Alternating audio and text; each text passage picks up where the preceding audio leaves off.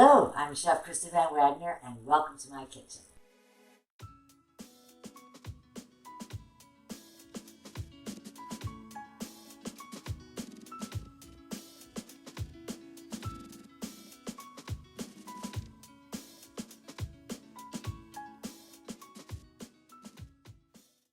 Today we'll be making zucchini pillows, stuffed with herbed ricotta and finished with some oven roasted cherry tomatoes.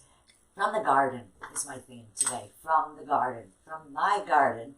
I am inspired today because zucchini is all over my garden. I'm so excited. Also, these are some cherry tomatoes from the garden, hot from the sun. You get it? Oh my gosh, I put this in my mouth. I just picked them 5 minutes before I'm doing this video. So, those are fresh, those are delicious, and one of my favorite things in the summertime are tomatoes, hot from the sun. And I have that with me today. Also, fresh basil. My herbs are just taking off. I've got fresh thyme. And this is a Thai basil. We'll be using that just for a garnish. All right? So let's go over our recipe and what we'll need. I'd like to start out with zucchini, and I put summer squash as well because I like the color. I have fresh spinach, cherry tomatoes, of course, hot from the sun, fresh basil, which I pre-chopped, fresh garlic, which is chopped, and ricotta cheese. I've got thyme and some crushed red pepper, a bit of olive oil and balsamic vinegar, and that's for the tomatoes. How are we going to start? Well, let's make our filling first because I want to get it in the fridge. And I would like for that to cool down before I put it in my zucchini. So let's get going on that. Let's go really nice and high is what I'd like to do here. And that's about ready. I'm going to just saute out some fresh garlic in my olive oil. And then I'm going to just wilt my spinach. Put that in a little dish and we'll let that chill down. All right, so let's start out with our olive oil. Doesn't take much. Okay, there we go. That's very good. And some fresh garlic. Fresh garlic, please. Not from my garden, though. I only wish. Now, when I'm adding this garlic, I want you to hear that sizzle in the pan, which I did hear. Love it. Okay. Stir that around. Release that flavor. Right now, you've got a garlic-flavored oil. Don't let it burn, so have your mise en place right around you. That's ready. Okay. Very aromatic. Pardon me. There we go. I don't want that garlic to burn. And this will cook down to nothing. There we go.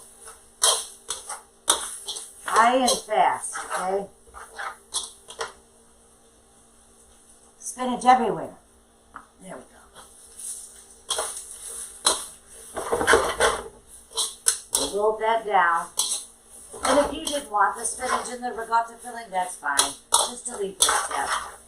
Use what you have in the pantry and what you have in your fridge or what you have in your garden. Oh, this is smelling good. There we go. Just about right.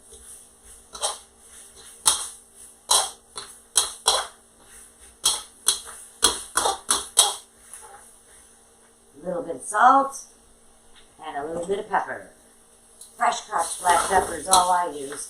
I have a little coffee grinder that I grind my pepper up with. We're ready.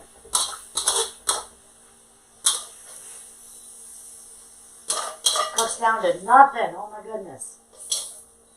This is a very typical filling, something you would use in a manicotti. Same idea. So go ahead and use your family recipe if that's what you so choose. Let's get that ricotta filling. All right, let's get going on the filling. So I've got 2 cups of ricotta cheese, some fresh basil that I just put in my food processor to grind up. And we'll do about a tablespoon of that. A little bit of pepper, fresh ground black pepper, of course, and our kosher salt, just a bit, and some fresh grated cheese. Let's get that going.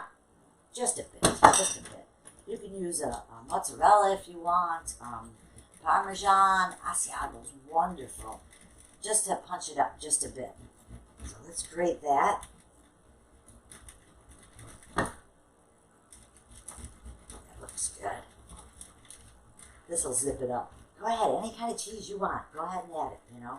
I would love to try it with a really good blue cheese. Can you imagine that? That would just rock this dish. Take it to a whole nother level. So the cheese is your call. Whatever you have in the fridge. Even if it's cheddar, go ahead and do it. That would work really, really well with this dish. All right, there we go. Freshly grated. Pop that in there. Good. And I would recommend, with the spinach, just kind of wring it out just a little bit. Okay? I don't want all that excess moisture in my, I don't want real big pieces. Get caught in your teeth, those little stems.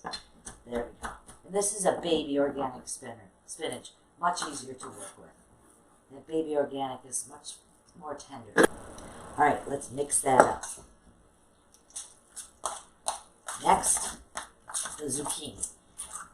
Yeah, this is what I use for a basic manicotti. And I also put fresh mint in my manicotti. That's also nice. But today I'm skipping the mint. And that's good. That's colorful. Needing anything else, we'll let that set. And now to the zucchini. This one's from the garden, a little awkward shape. So let me show you how to thinly slice this up.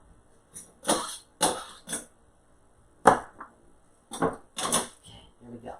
So just cut that end off there and just take your vegetable peeler and we're just going to make small or long little slices. This is a nice straight zucchini and it's much easier to make these nice little thin slices. Some people would call this, I call them pillows because they're pillows of love, but other people you can also call it like a ravioli, homemade little raviolis. That's kind of cute too, because the stuffing is pretty basic. That looks great. So what we're going to do now is we are going to, I'm going to do a couple zucchini and a couple summer squash just for color. And let's lay it on our cutting board in like a star. Okay, I'm just going to keep going around and around because we're going to make little pockets. So that looks good. Yes, I'd say that's good. Summer squash. You can see that I am mixing it up just to add a little bit of color to the dish as well. And these zucchinis and summer squashes are one of my favorites this time of the year. And we're always trying to look for recipes. What do I do with all of this zucchini? Comes all at once. And you know, zucchini bread, I get tired of it after a while. I do a nice zucchini and tomato tart. That's a good idea. There we go. Pillows above. And we're just going to fold this over now. There. That's our little raviolis, our little pillows. And, voila. Okay, let me make 2 more, okay? Because I want 2 per person. Okay. Let's go at that one more time. Now for our tomatoes. All right. Let me just get a few more of these beautiful, fresh cherry tomatoes. There we go. Just a few. So we're going to pinch this with just a little crushed red pepper and just a little bit, okay? I'm going to put some balsamic vinegar in here. A drizzle, drizzle, drizzle. And some olive oil. And use a good olive oil for this. This is Avaquina. And this is a Spanish olive oil. We're going to add some kosher salt and some fresh ground black pepper. Nice. And we're just going to toss that around a little bit. Oh, we got to add our thyme. The fresh thyme, what I do is I just leave it and then I pick out the little threads afterwards. So we want to get that moistened up as well. And we're going to place this in the oven and we're going to cook it until these pop, okay? I don't want these too smushy. I want them just to pop, all right? And it really is just such a beautiful taste. Okay, cover that. That's great. And I'm just going to sprinkle a little more olive oil over these zucchini so they don't dry out. And I'm going to add just a little bit more of this fresh, or this wonderful balsamic syrup, balsamic vinegar, pardon me. This is an 18-year-old, so that looks good. Pop this in the oven, about 25 minutes, 425 degrees, and keep an eye on it. I want you to pull it out right when these tomatoes just start to pop. First,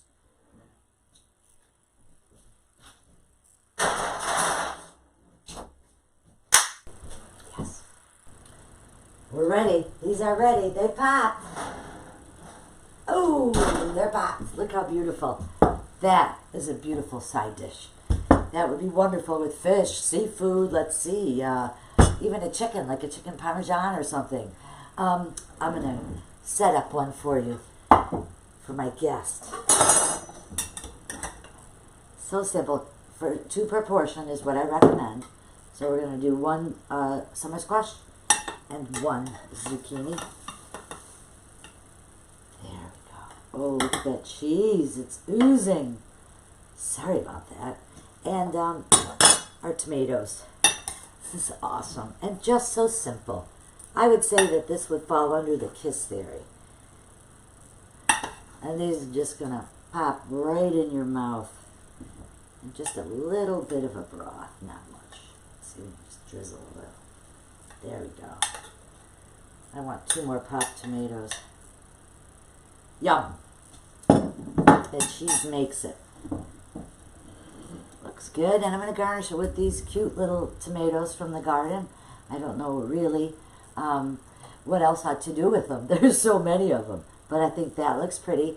And this is a Thai basil. So how about maybe just using a sprig of Thai basil, since this dish does have basil in it. And let's just lay that right across. Oh, that looks lovely. And the only other thing I can say to you is, bon appetit. Love cooking with you.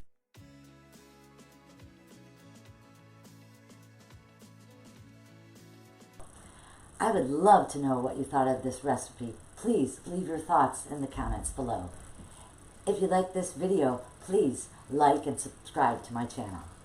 Thank you for joining me today, and I'll look forward to seeing you in our next video.